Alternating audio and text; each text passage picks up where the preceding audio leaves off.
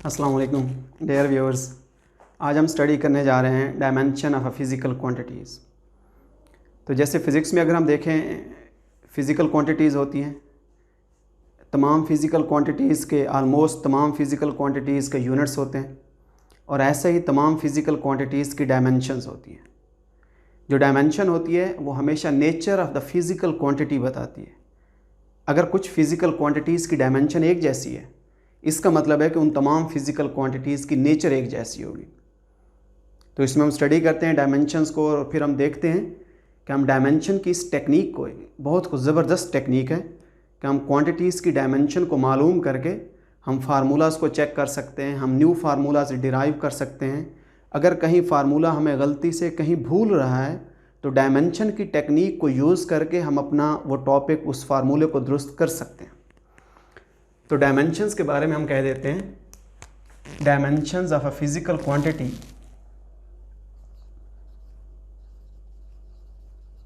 This stands for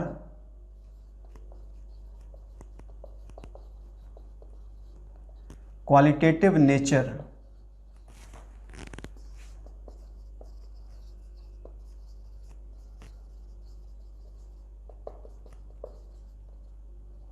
ये तमाम physical quantities की क्या बताती है? क्वालिटी बताती है। डायमेंशन का क्वांटिटी के साथ कोई ताल्लुक़ नहीं। डायमेंशन का ताल्लुक़ किसके साथ है?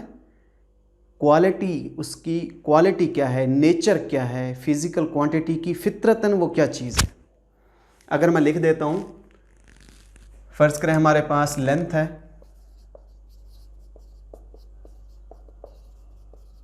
विड्थ है, हाइट है, आर्क लेंथ है, डायमीटर है,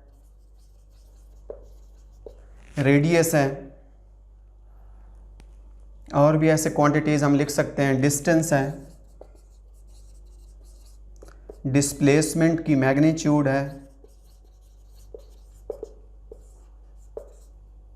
एटसेट्रा। अब इन तमाम चीज़ों को देखें। लेंथ, विड्थ भी दो पॉइंट्स के दरमियान एक फ़ासला ही होता है, लेंथ है। हाइट भी दो पॉइंट्स के दरमियान फ़ासला है। आर्क लेंथ भी डिस्टेंस ही होता है। डायमीटर भी डिस्टेंस ही होता है। रेडियस भी डिस्टेंस ही होता है। ये भी डिस्टेंस पड़ा है। डिस्प्लेसमेंट भी बाई नेचर होता डिस्टेंस ही है। अगर तमाम की नेचर सेम है, तमाम हमारे पास लेंथ हैं, तो फिर तमाम की डायमेंशन हमेशा सेम होगी। तो इन चीज़ों की डायमेंशन को हम किस से शो करते हैं?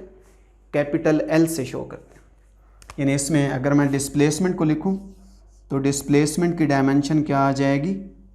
इसकी डायमेंशन को कैपिटल एल कहते हैं। डायमेंशंस को हमेशा कैपिटल ब्रैकेट्स में लिखा करते हैं। तो ये डिस्प्लेसमेंट की और इन तमाम चीज़ों की, क्योंकि इन तमाम क्वांटिटीज़ की नेचर सेम है। अगर उनकी नेचर सेम है, उनकी डायमेंशन सेम होगी, because dimension stands for the quality of the physical quantity. Quality same है तो डायमेंशन हमेशा सेम होगी। इसी तरीके से मास की डायमेंशन को हम कैपिटल एम में लिखा करते हैं। टाइम की डायमेंशन को हम कैपिटल टी में लिखा करते हैं। टेम्परेचर की डायमेंशन को कैपिटल के में लिखा करते हैं। इलेक्ट्रिक करंट की डायमेंशन को कैपिटल ए, एम्पेयर, ए में लिखा करते हैं। और अगर मैं अमाउंट ऑफ सब्सटेंस को देखूं तो उसकी डायमेंशन को MOL लिखा करते हैं, फॉर अमाउंट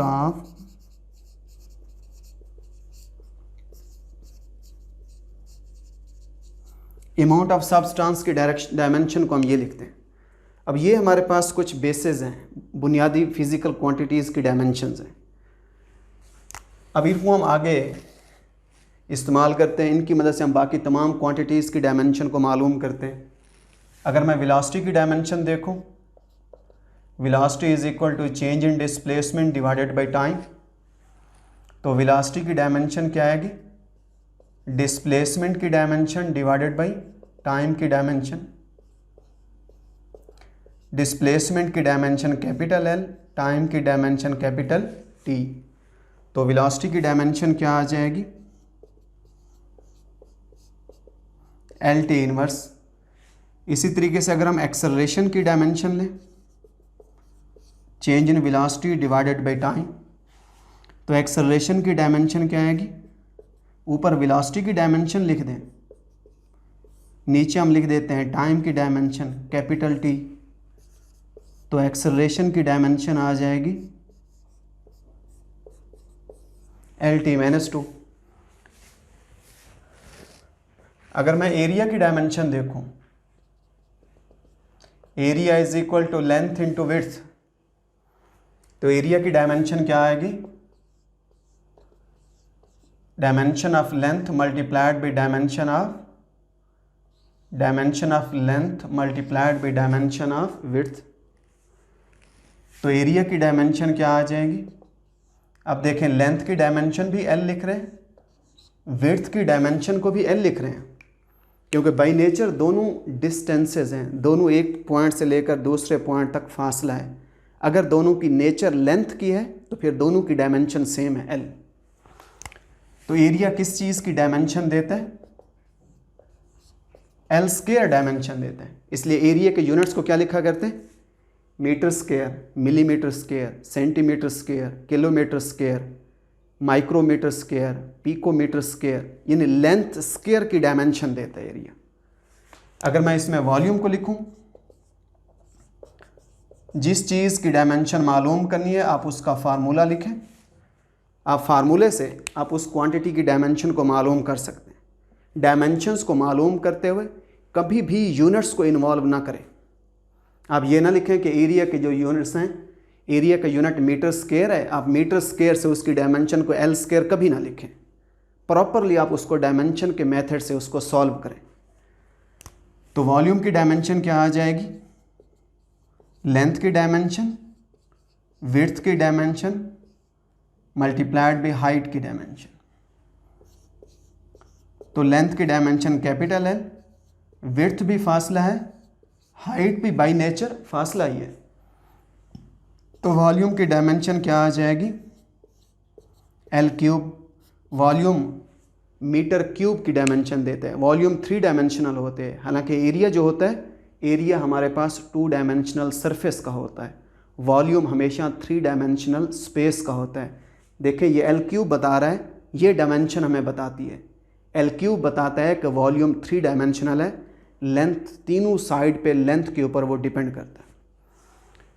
अगर मैं फोर्स की डायमेंशन को लिखूं, फोर्स का ये वाला फार्मूला है F is equal to ma, तो फोर्स की डायमेंशन क्या आएगी, मास की डायमेंशन मल्टीप्लाइड बाई एक्सेलरेशन की डायमेंशन।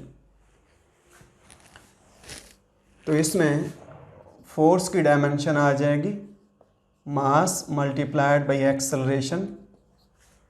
फोर्स की ये डायमेंशन है, ये फोर्स की डायमेंशन। जब डायमेंशन निकल आती है, हम डायमेंशन की मदद से हम उसके यूनिट्स को लिख सकते हैं, किसी क्वांटिटी को भी। देखें मैं m की जगह लिख देता हूँ, मैस की जगह किलोग्राम, लेंथ मीटर और टाइम की जगह सेकंड।